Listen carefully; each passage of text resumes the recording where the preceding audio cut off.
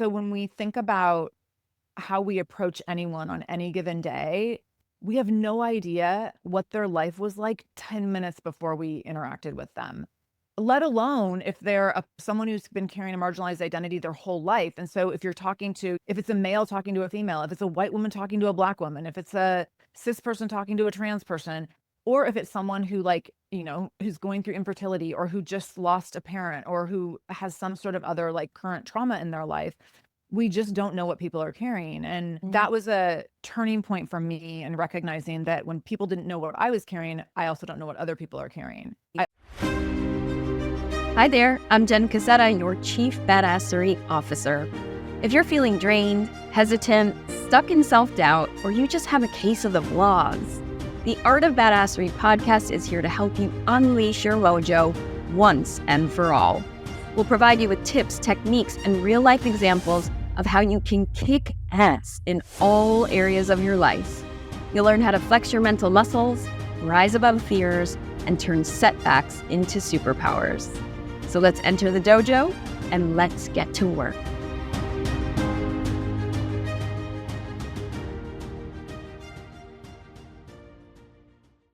Welcome everyone to the Art of Badassery podcast. I'm Jenn Cassetta, your Chief Badassery Officer. And today I have a very special guest. Her name is Sara Dean. And I'm going to tell you a little bit about Sara first. Sara Dean is a dynamic keynote speaker, certified facilitator, and executive coach who has spent over 2 decades revolutionizing how women approach leadership and personal growth. By masterfully blending behavioral science with practical wisdom, she guides clients to dismantle self-limiting beliefs, challenge cultural conditioning, and tap into their innate power of intuitive leadership. Sara has spoken for and coached leaders at Amazon, Google, Microsoft, Starbucks, So Seattle. And Sara currently hosts the Shameless Leadership Podcast, which is rated in the top 1% of all podcasters worldwide. I also just read that she's up to her 900th episode. Wow, goal. And on top of all that, Sara's currently attaining her master's in organizational leadership at Gonzaga University. Welcome to the show, Sara. Thank you so much for having me. I'm so excited. I love getting the mic flipped on me. And so it's always fun when someone else gets to ask the questions. I had to look it up because I was on Sara's podcast when my book first came out a couple years ago. I was number 737. Oh my gosh. Of 900. Of 900. I think we're up at 960 now. Yeah. And I noticed the name changed. So when I was on the podcast, and for many years, it was called the Shameless Moms Podcast. So what made you switch to Shameless Leadership?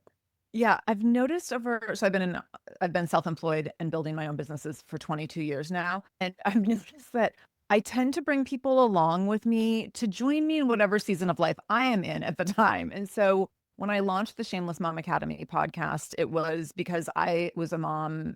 Becoming a mom sent me into a full-blown identity crisis that lasted 3 years. I was like, who am I anymore? As I evolved as a mom and learned about myself and rebuilt my identity into who I was becoming in this new role and all the kind of caveats that come with that new life, I became more and more interested in helping moms achieve certain things. And what often happened in my work with moms was that they would challenge themselves to take on new roles, challenge themselves professionally, start their own businesses. They were just going and achieving more and more things, which got me really interested in helping women become stronger leaders. And so I was organically over time just talking more and more about leadership. And then I decided to go back to school and get my master's. Once I was in school getting my master's degree in organizational leadership, every podcast episode I'm talking about leadership stuff. And I was like, I feel like this isn't really the Shameless Mom Academy anymore. But it's just organically morphing on its own. And so at a certain point, I was like, I think it's time we rebrand. We did that at episode 900 was the threshold, and where we rebranded into Shameless Leadership, which is the show today. And it's been really fun to have new focus, but a focus that was always there. It's just evolved into something a little more niche and more specialized. I appreciate it because you've also opened the door to more women, because I remember when I was on your show, I was like, I'm not a mom. Am I okay to be on this show? And you were like, yeah. Totally. And so many of the people who follow and listen are moms, and I still work with more moms than non-moms. But at the same time, I wanted to be able to broaden the work to a larger landscape of women. Awesome. I know that we have so much in common, and I've been on your newsletter list, so I'm just like, oh, yes. And you started in fitness just like I did, 20 something, maybe almost 30 years ago. Or I started in 2003 was when I I went back to school and got a 2-year degree and certification as a personal trainer. Yeah, 2002 for me. So right around the same exact time. Can you walk us through your background and how eventually you got into women's leadership? Yeah. So I started out as a personal trainer in 2003, finished a 2-year degree program and got my certification.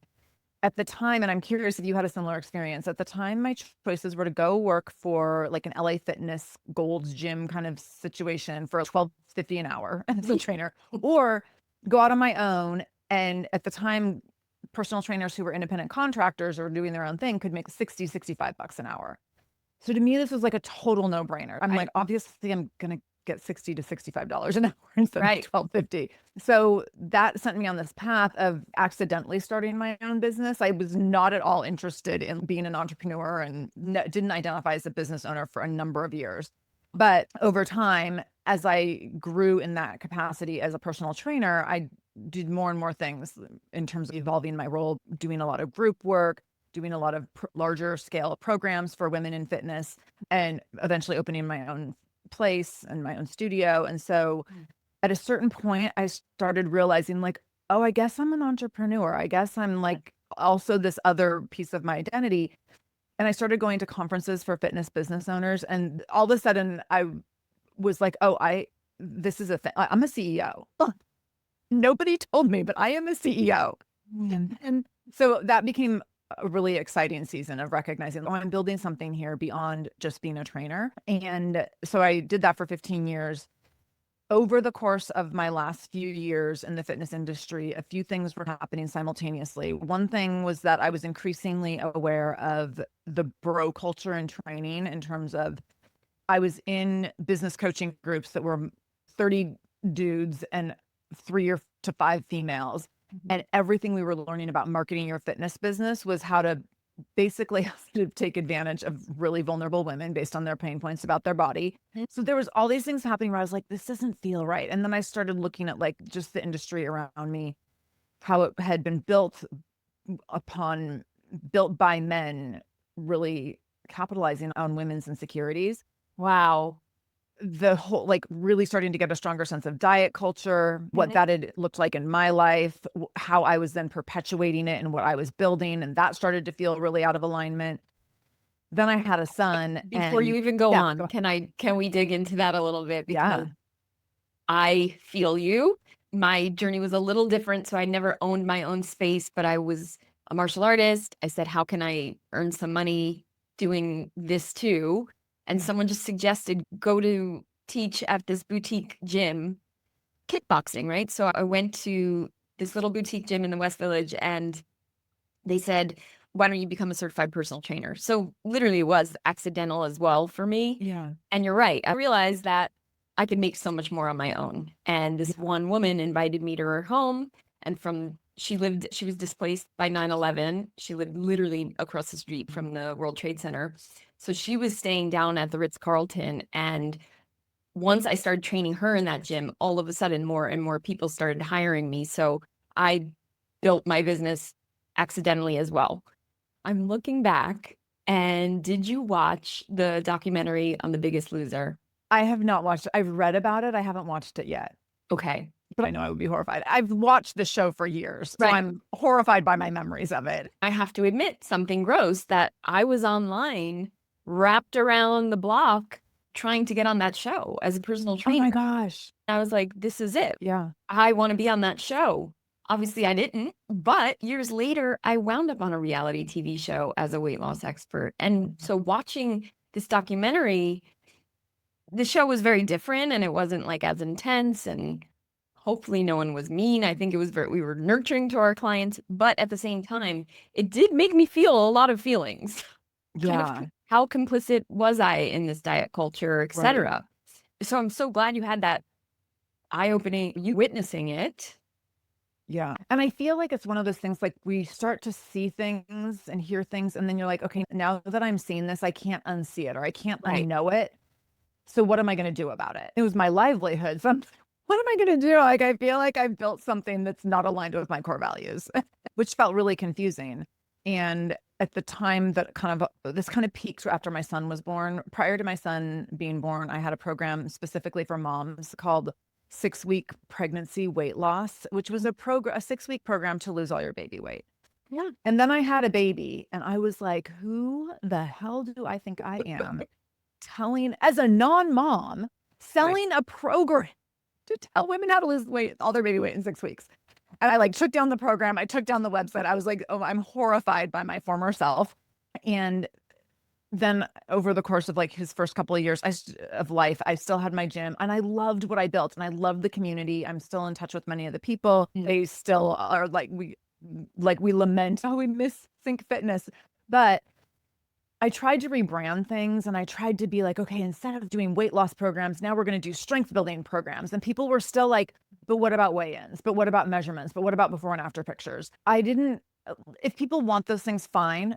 I didn't want to be the person providing those things anymore. I didn't want that to be how I was making money. As I was navigating all of that, I realized that in my mind, I had built a business around helping women shrink their bodies. And what I really wanted to be doing, my intention was really to help women take up space. And I had created this inverse relationship with my intention and my impact. And so I was like, okay, I want to create something else that helps women take up space. And so that was really the birth of the Shameless Mom Academy.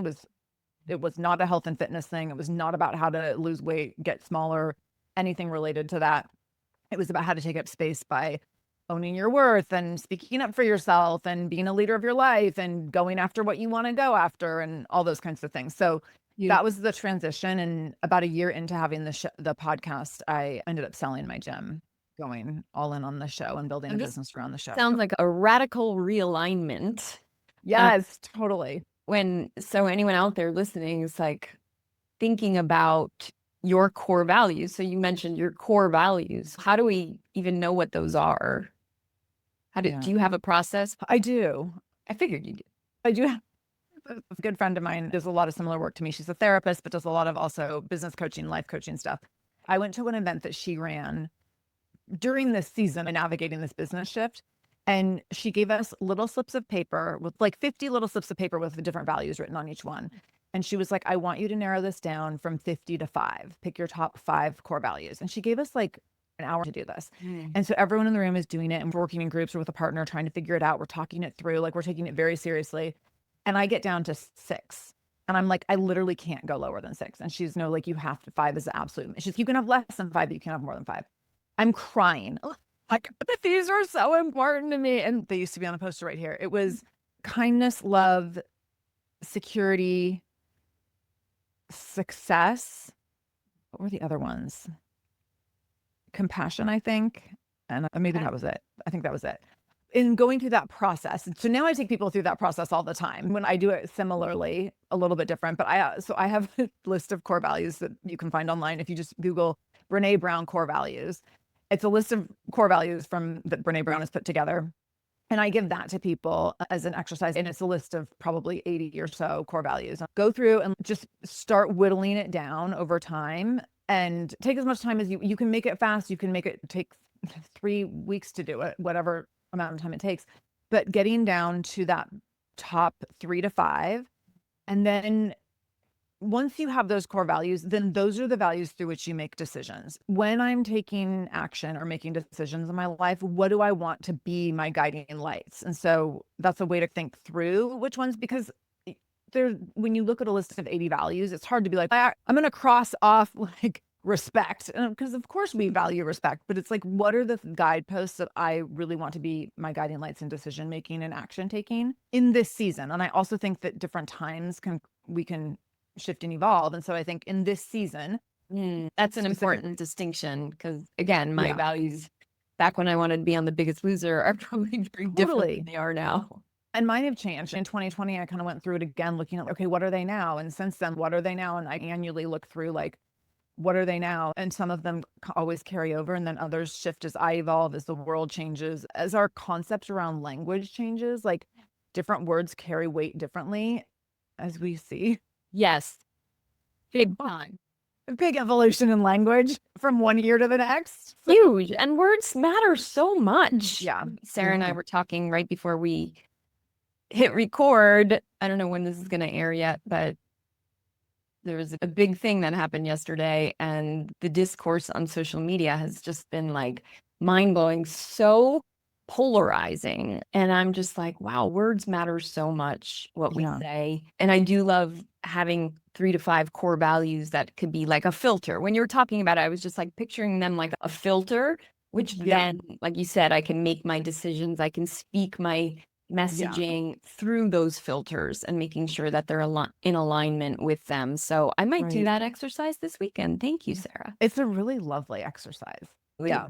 But and then it also can become, when you go to make a decision, when you're thinking about, oh, should I do this or should I do that? And especially when it comes to something ethical, you can look at those values and be like, if I'm a person who values these things, then what does that mean I'm called to do right now? I think about that all the time when it comes to, am I going to speak up on this? Am I going to make a big deal about this? Am I going to challenge someone on this? And I'm like, well, if I'm a person that values these things, then Which is why I noticed your messaging a lot lately, because you've been sharing a lot of things that we have in common, but also just a lot of personal, vulnerable things. And I can see what allows you to do that with such bravery and courage. For example, you were just talking about having hip pain for how many years and finally figuring out 3.5 years.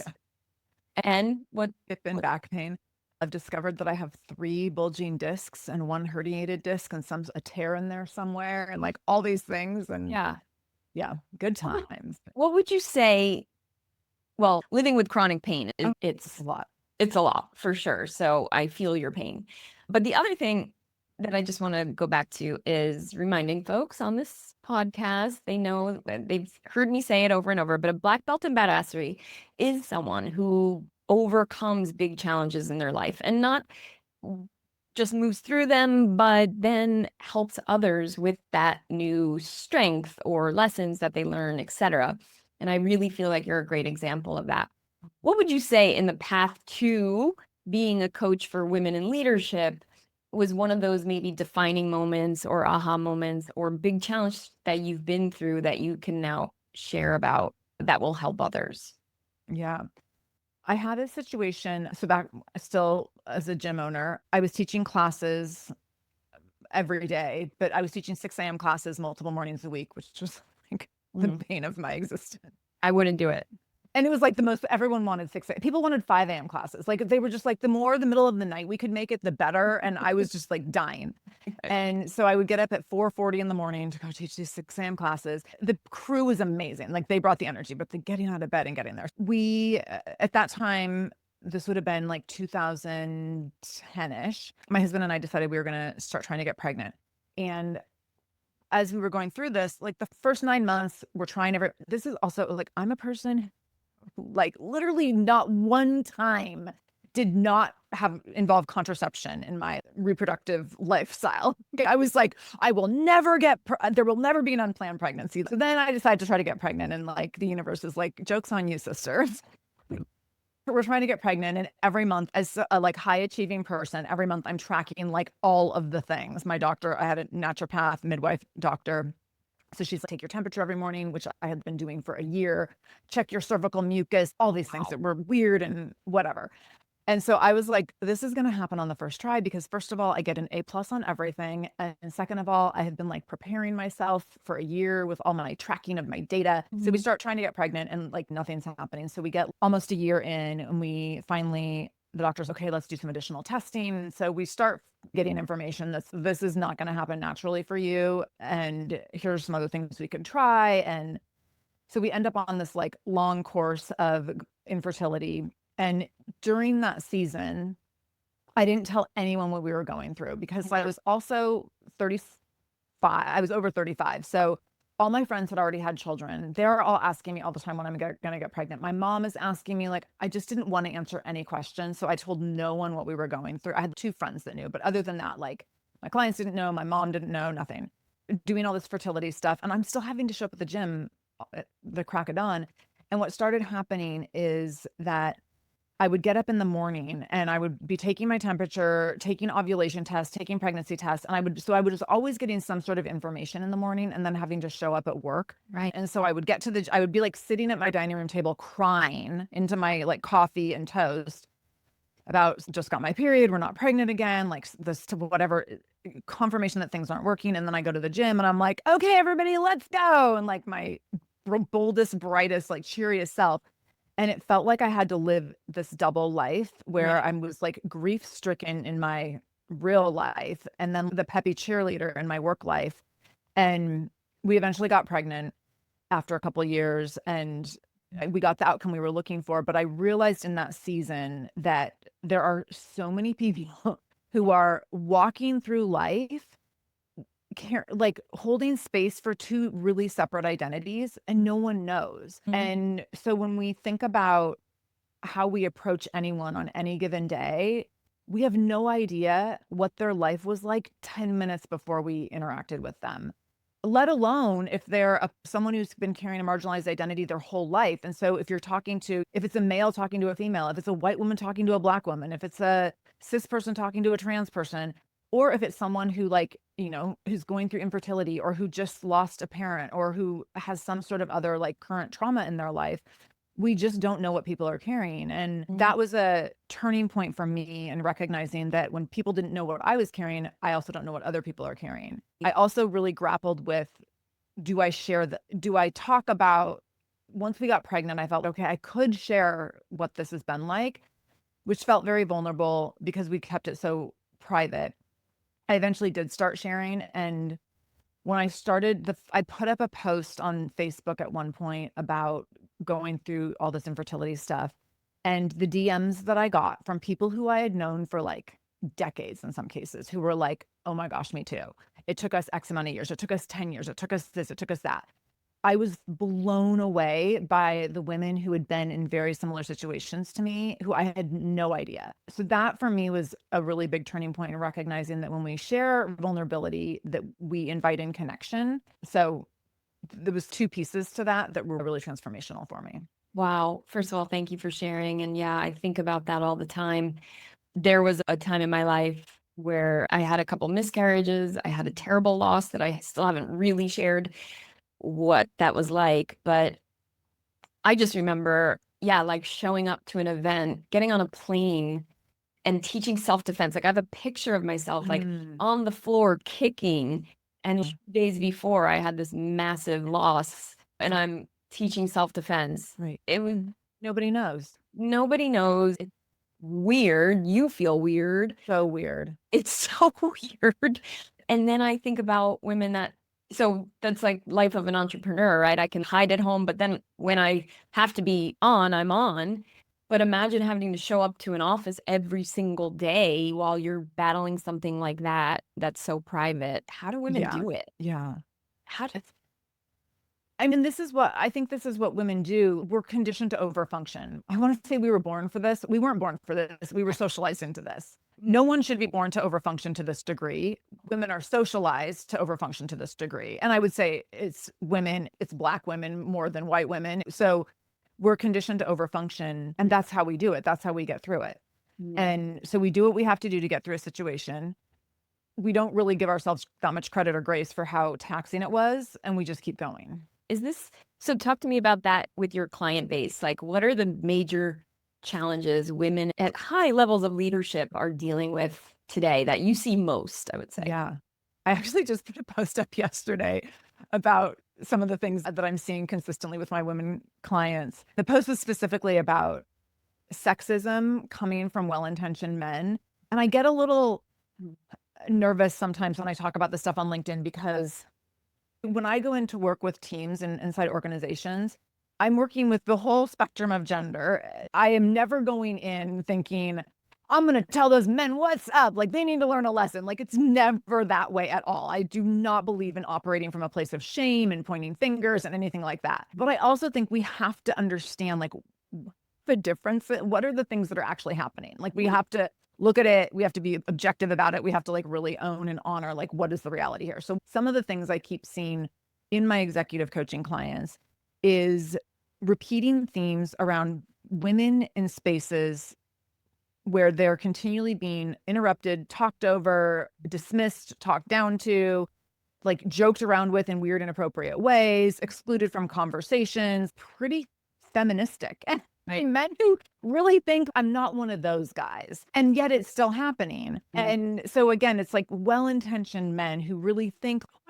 like we're a strong, quote unquote, diverse team here. And they haven't done some of that deeper work to understand how some of their cultural conditioning has led to certain biases that make women really uncomfortable or that minimize women when they're in the same room. Do you have any good examples? So So I have a couple of clients right now and from two different angles. So one of my I'm thinking of one client in particular, but this is a common scenario, a handful of clients who have been working toward a promotion of sorts, and a female client with a male boss who sits on a team of mostly other male leaders. And my client has been told, we are positioning you to be next in line for whatever XYZ promotion. And while you're waiting for that, here's what we need you to do. Putting my client in a position of overproving themselves, which sometimes needs to happen for a few months, show what you're capable of. This is going on 3 years. And this is for multiple clients of mine. We've been in these roles, being told they're next up for something and over-functioning, over-delivering, over-proving. And to these guys who are like, yeah, that looks pretty good. Let's just keep doing this and stringing them along. And in the process of that, when they're sitting in meetings, because they don't have the next up title yet, they're not being acknowledged for their work or their contributions. They're being dismissed when they challenge ideas. So there's that angle. And then I find, they're expected to do more work and not get paid anymore. Yeah. So my client her boss got fired. She had to take on all of their work when they left, thinking that she's getting the promotion. And then they just said, oh no, we're getting rid of that role. So she's left doing no promotion, no title. And now she has to decide whether she's even going to stay or not. And most of my clients are like that are very capable by not acknowledging them with 100%. Title, promotion, and words even. And I'm seeing from the other end where my clients who are in leadership roles, my female clients who are in leadership roles and have to give feedback to underperforming males, the inability of underperforming males to accept feedback is like astonishing. Wow. And that's a big generalization. That does not mean everyone, but it's a consistent theme that has come up with a handful of clients where the women on their team are very like, oh, I got it. And I want to try harder. I'm going to really work on it. And there's a couple of men who are just like, yeah, I'm already doing that. And they're like defensive, deflective. They can't take feedback. They will take that feedback and go to a male superior and talk to them about it instead of, it's like dismissing that this came from their direct boss. And instead they're like wanting to go seek exception with a male leader. And so I'm seeing it from both ends. Yeah. From people who I think they have women's backs. Interesting. Okay. So how do you help these women go through obviously each situation is different, and I'm sure you're coaching people in different ways, but you do have something called the Shameless Leadership Pathway. Yeah. Is that something that you walk people through? Yeah. So what I see my role as is helping women really see objectively like what's happening around them, because a lot of times, especially when I'm working with women in tech and they're one of very few women in the room or on the team, they have blown off a lot of poor behavior, and they're like, oh, like I'm sure they didn't mean that, or oh, it wasn't that big of a deal. Like they've just blown things off over time. and minimized it, not recognizing like the compounding effect of poor behavior. And so when we're working together, I'm helping them look at what is yours to own, what is not yours to own. How is your value being diminished or not seen? How are you being exploited in certain ways? What are the costs of the current situation or the current dynamic? And what are the benefits of the current situation and dynamic? And I think it's important to look at both. And so sometimes the benefits are like, okay, I'm the primary breadwinner for my family. We are getting benefits like stability, security, like those are huge benefits. And so I never want to minimize and say to a woman, like, you should just up and quit. If those are the benefits, what are the costs? And are those costs sustainable? Is there a pathway through those costs or to change those costs over time so that their impact is less negative? In that process, what I'm also helping women do is recognize where they've been in terms of what they've accomplished over the course of their life, personally and professionally, and how that positions them to go after the next thing that they want, whether that's within their current organization, current role, or it's somewhere else.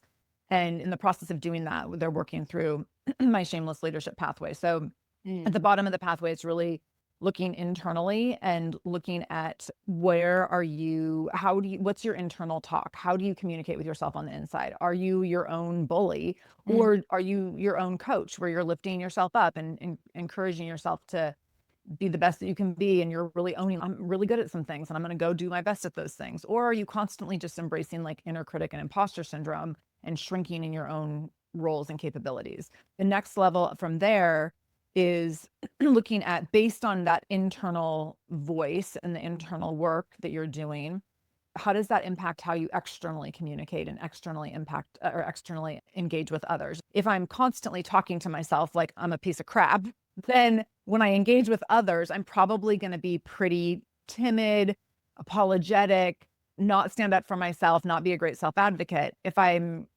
strong inside and I believe in my ability and I know that I have high value, then when I go to communicate with others and engage with others, I'm probably doing a much better job of being a self-advocate, letting people know my strengths, letting people know my boundaries.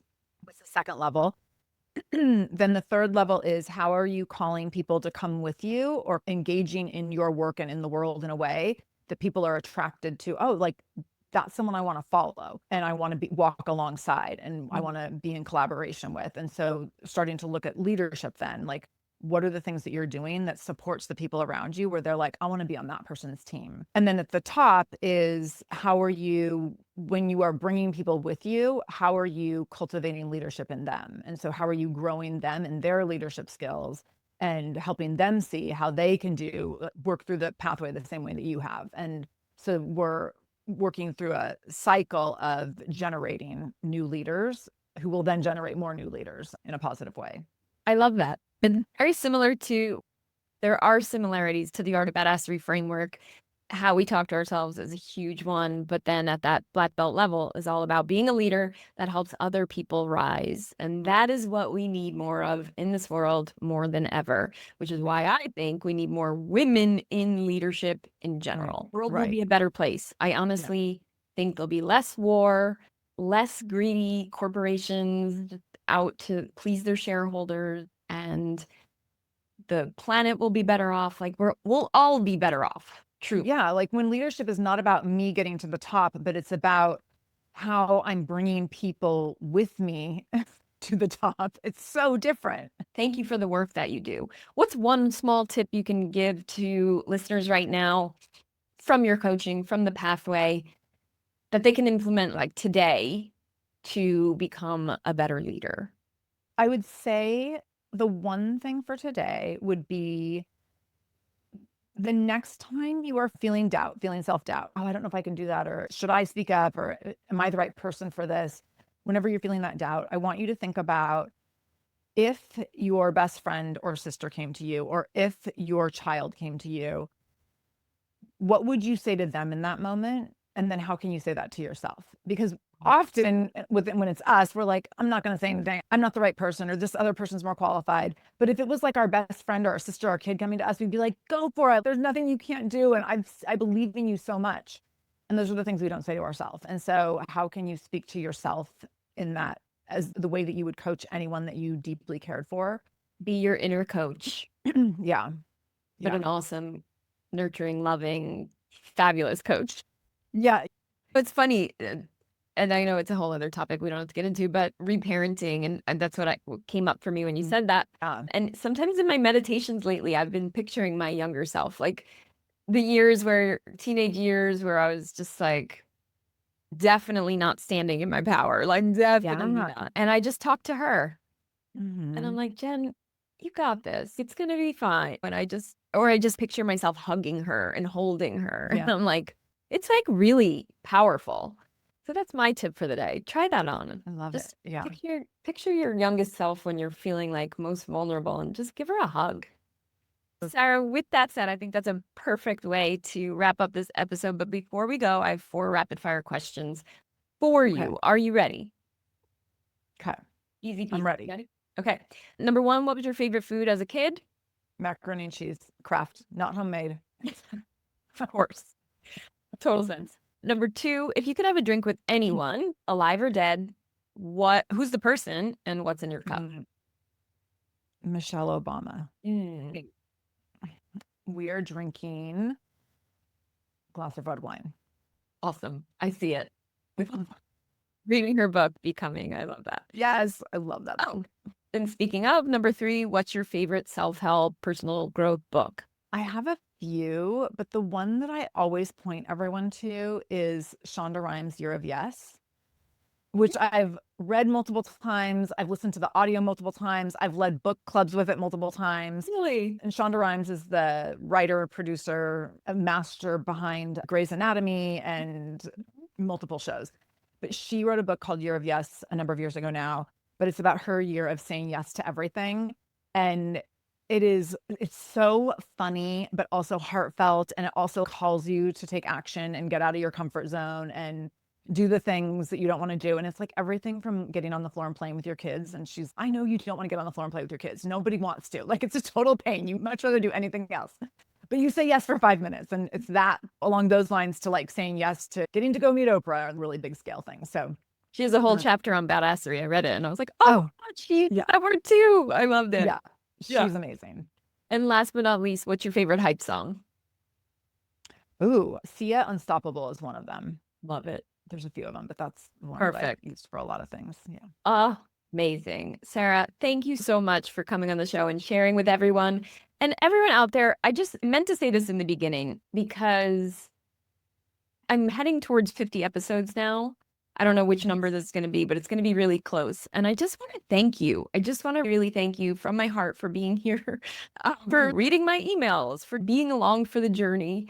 I'm really deeply appreciative of all of you and for all my guests that come and share. So thank you for being here. Make sure you subscribe if you haven't. If you're willing, go ahead and leave me a review because I love to hear from you all. Thank you so much. Fellow podcaster, reviews go a really long way. So I'm like, yes, leave all the reviews for Jenn's show. Thank you for saying that. And let us know what you're going to do with that one thing today. Thank you so much for tuning in. I love you. And we'll see you next time on The Art of Badassery.